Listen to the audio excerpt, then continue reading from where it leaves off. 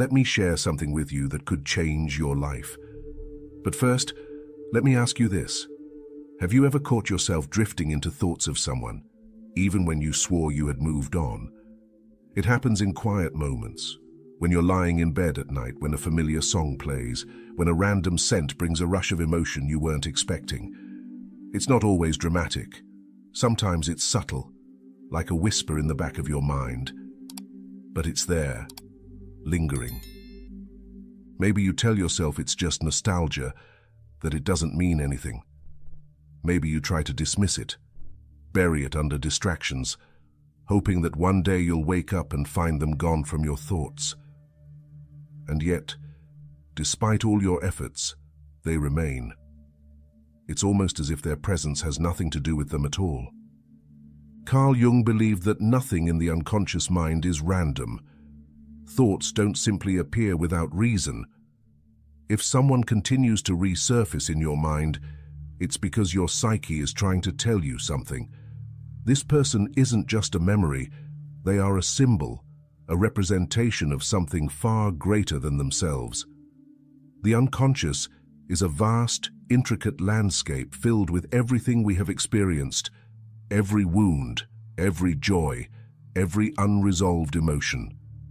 Some things get neatly stored away, while others, the ones that hold real weight, find ways to reappear over and over again until we finally listen. Maybe you believe that if you had closure, the thoughts would stop. Maybe you think if you distract yourself enough, you'll finally be free. But what if I told you that the harder you try to silence them, the louder they become? Jung believed that the things we resist the most are the very things that persist, that the mind does not let go of something it still needs to understand.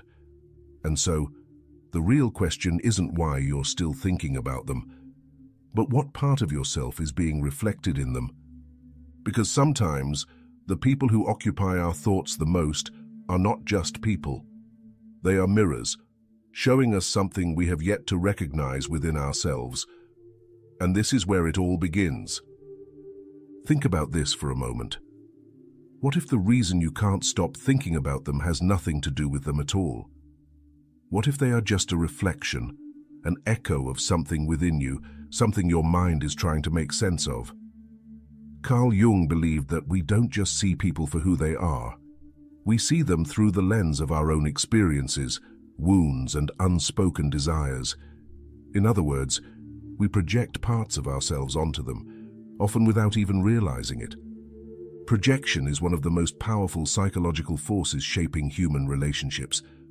It happens when we take something buried within us, an insecurity, an unmet need, a repressed part of ourselves, and assign it to someone else. We think we are obsessing over a person, but in reality, we are obsessing over what they represent. It's not just about them, it's about what they awaken in us. Have you ever admired someone so deeply, felt drawn to them in a way that felt almost beyond your control? It could be because they embody something you've disowned in yourself, some part of you that you've suppressed or forgotten. Maybe they have a confidence you secretly wish you had. Maybe they possess a sense of freedom, a way of living unapologetically that you crave but have never allowed yourself to embrace. And so, your mind fixates on them, not because they hold the answer, but because they remind you of something missing in yourself. And then, there's the other side of projection, the shadows. The parts of ourselves we don't want to see, the wounds we don't want to acknowledge. Sometimes the people who stay in our thoughts the longest are the ones who have hurt us the most. We replay conversations, relive the pain, analyze every little detail, as if searching for something we missed. But Jung would tell you that this fixation isn't about them. It's about the part of you that was triggered, the wound that was exposed, the fear that was activated.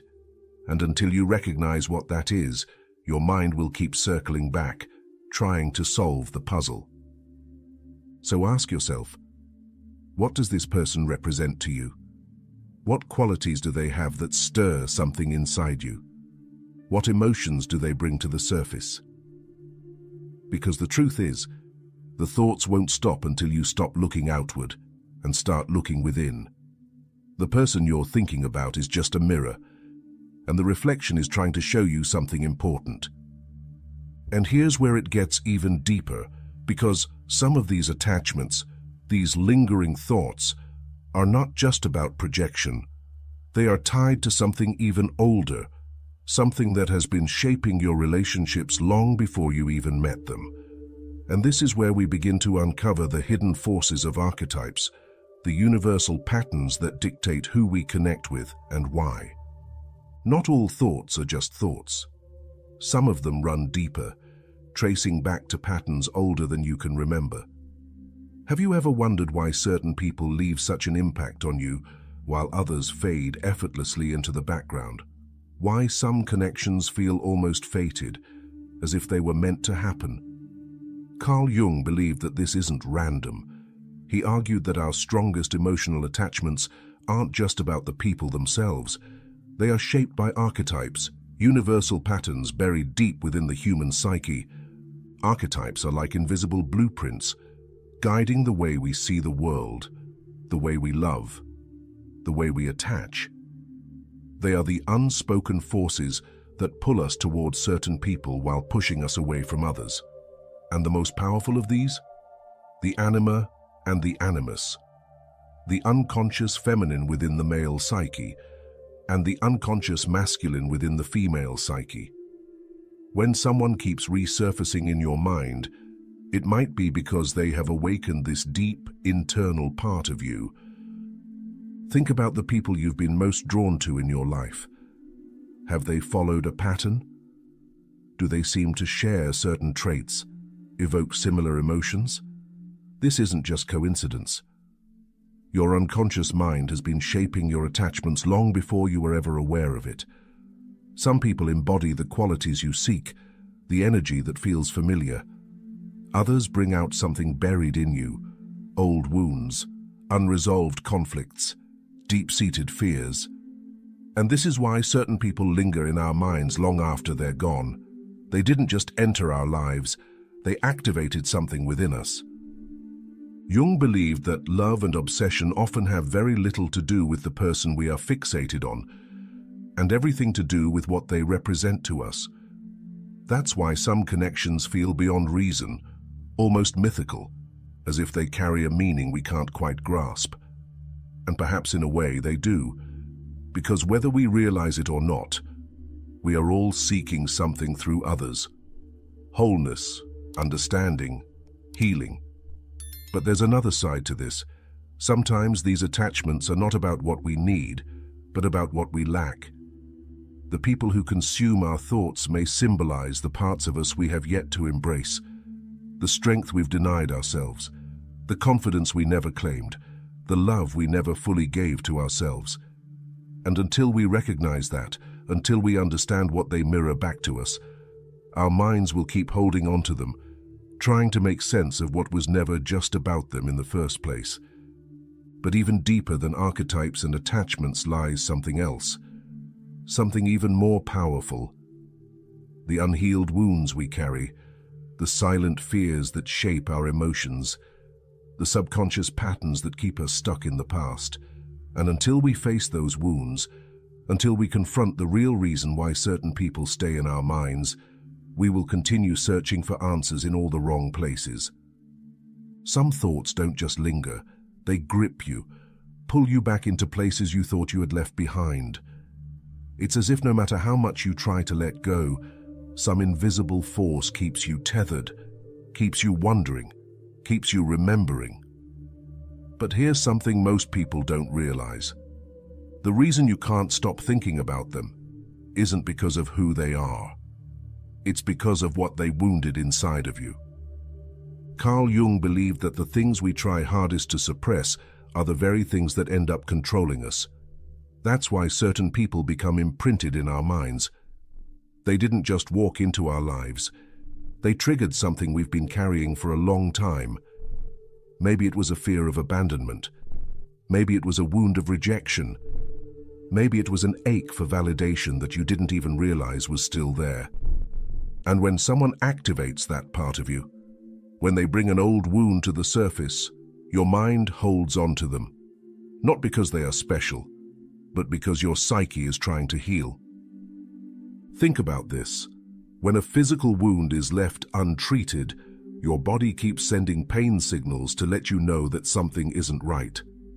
The same thing happens with emotional wounds. If you can't stop thinking about someone, it's because there's a part of you that is still hurting. Maybe they left without explanation, and your mind keeps replaying everything, searching for closure. Maybe they made you feel unworthy, and now you're trapped in the cycle of trying to prove something. If not to them, then to yourself. Maybe they reminded you of something you've been running from. The mind doesn't hold on to people. It holds on to unfinished emotions, unspoken words, unresolved pain. And until you address the root of it, your thoughts will keep circling back, trying to make sense of what your heart still doesn't understand.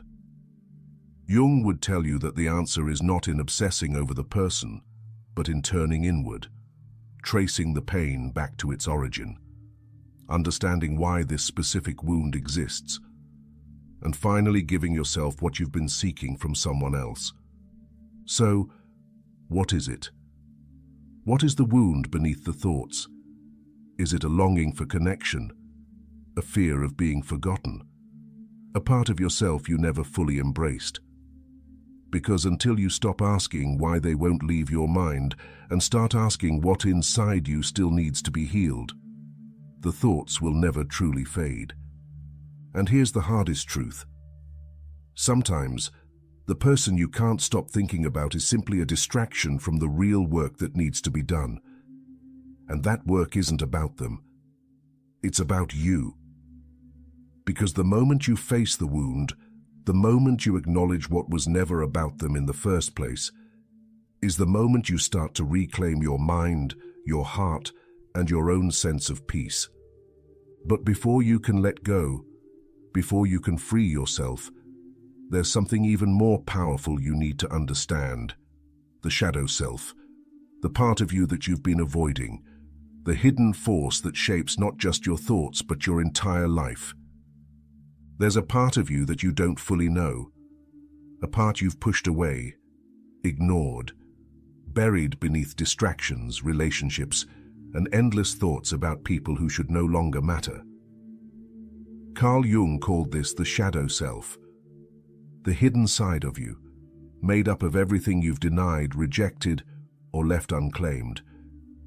And whether you realize it or not, this shadow is shaping your thoughts, your emotions, and yes, even your attachments to people you can't seem to forget. What if the person who won't leave your mind is not there because you love them, or because they are special, but because they are showing you something about yourself that you refuse to see? Jung believed that the relationships that affect us most deeply, the ones that leave lasting imprints, the ones we obsess over, are often the ones that bring us face to face with our own unconscious. Sometimes what keeps you hooked on someone is not their presence, but the way they awakened a part of you that has been hidden for too long. Have you ever noticed how certain people evoke extreme emotions in you?